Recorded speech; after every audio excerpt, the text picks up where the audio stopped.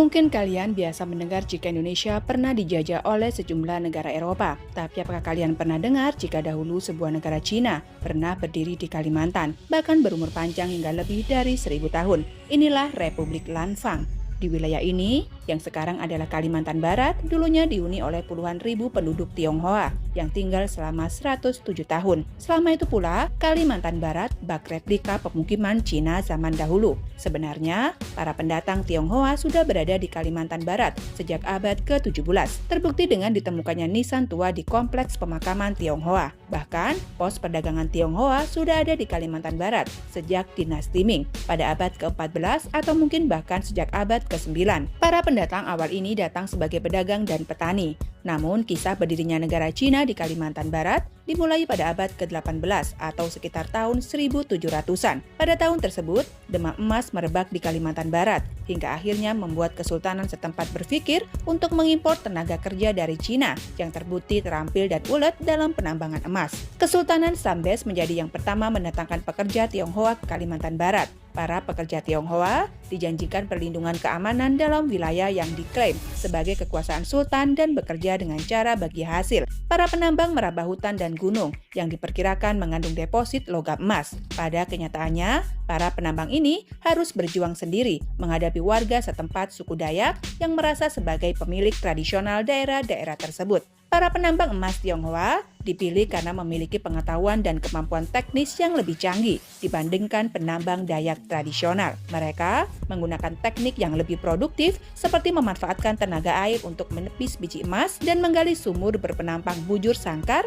jika biji emas ditemukan di kedalaman lebih dari 5 meter. Berita keberadaan endapan logam mulia di Kalimantan Barat lambat laun mencapai kampung halaman masyarakat Tionghoa di Cina Selatan, tempat asal para penambang tersebut. Mereka menamakan daerah Mandor di Kalimantan Barat ini sebagai Jinan, yang berarti Bukit Emas. Kabar ini mendorong datangnya rombongan penambang dari Cina Selatan secara ilegal, tanpa undangan, seperti yang terjadi sebelumnya dan dalam jumlah yang jauh lebih besar. Membludaknya pendatang Tionghoa di wilayah Kalimantan Barat tentu menimbulkan banyak gesekan antara para pendatang baru dengan berbagai pihak yang masing-masing memiliki kepentingan yang berbeda. Ditambah mereka juga harus berhadapan dengan kesultanan yang mengklaim sebagai penguasa wilayah yang menarik upeti dari bagi hasil dari hasil penambangan yang mereka lakukan. Niat sultan yang seakan-akan mendukung para penambang baru ini menyebabkan ketidakpuasan para penduduk lokal dan bahkan di antara penduduk Tionghoa itu sendiri yang sudah lebih dulu di sana. Karena mereka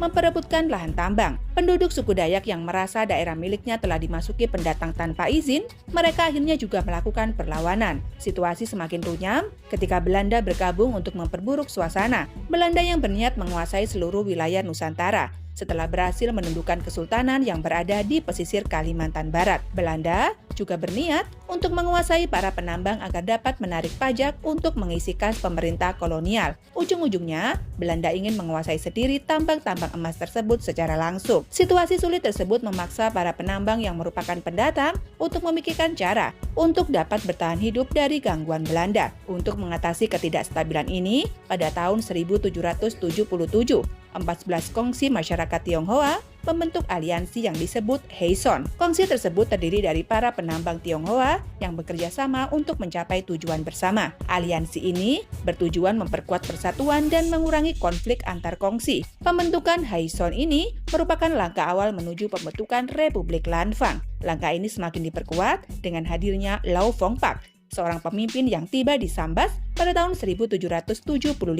Lau yang berasal dari Mezu Guangdong mendirikan perusahaan Lanfang pada tahun yang sama, yakni 1777, dengan ibu kotanya di Mandor. Para pemukim memilih Lau sebagai pemimpin pertama mereka. Lau Fong Pak menyadari bahwa mereka tidak akan bertahan lama di tengah ancaman penjajah barat. Untuk mencari perlindungan, Lau mengklaim Republik Lanfang sebagai perusahaan dan mencari perlindungan dari Kekaisaran Qing. Meskipun Kaisar Qianlong tidak menerima usulan Lau untuk menjadi negara bagian bawahan Kekaisaran Qing, Namun Kekaisaran Qing menerima perjanjian perdagangan. Louw kemudian menggunakan tangkapan resmi ini untuk menunjukkan kesetiaannya kepada Kekaisaran Qing dan memamerkan kepada Belanda sehingga Belanda merasa terintimidasi. Strategi Louw Vong Pak berhasil. Belanda akhirnya menghentikan sementara permusuhan mereka terhadap Republik Lanfang. Setelah mengamankan masa depan Republik Lanfang, Louw menerapkan banyak prinsip demokrasi, termasuk diskusi dengan warga negara untuk semua masalah negara. Republik Lanfang juga menjalin hubungan,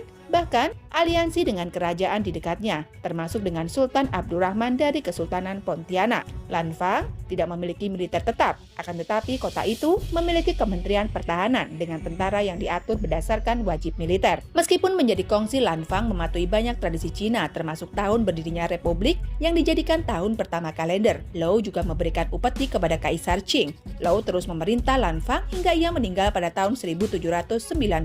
Setelah Louw meninggal, penduduk Lanfang memilih Zhongguo melalui pemungutan suara. Jika ditotal, Lanfang memiliki 12 pemimpin, dengan Liu Azheng sebagai pemimpin terakhir.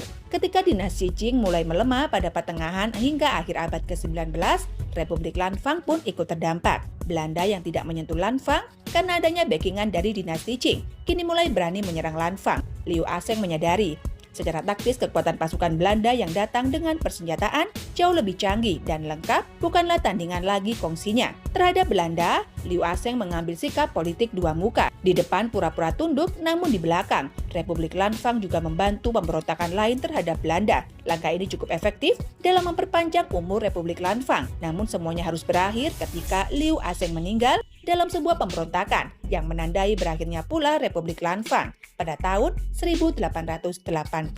Sejak itu, pemerintahan kolonial Belanda langsung membubarkan Lanfang dan menempatkan seluruh warganya di bawah kendali administrasi pemerintahan kolonial Belanda. Namun sebelumnya, sebagian besar penduduk yang tersisa berhasil mengungsi ke Sumatera dan Singapura sebelum Belanda mencoplok Lanfang sepenuhnya. Lanfang seperti halnya kongsi lain yang berdiri di wilayah Nusantara, tidak meninggalkan catatan tertulis ataupun sebaliknya. Catatan tentang Republik ini dikumpulkan dari kerajaan terdekat dan para ahli sinologi Belanda. Dilansir oleh Wikipedia, sejarah Lanfang ditulis oleh Yap Seong Yun, menantu pemimpin terakhir Lanfang yang diterjemahkan ke dalam bahasa Belanda pada tahun 1885, dan J.G.M. de Groot, seorang sinolog Belanda yang mencatat sejarah Lanfang dengan bantuan pemimpin terakhir Liu Azheng.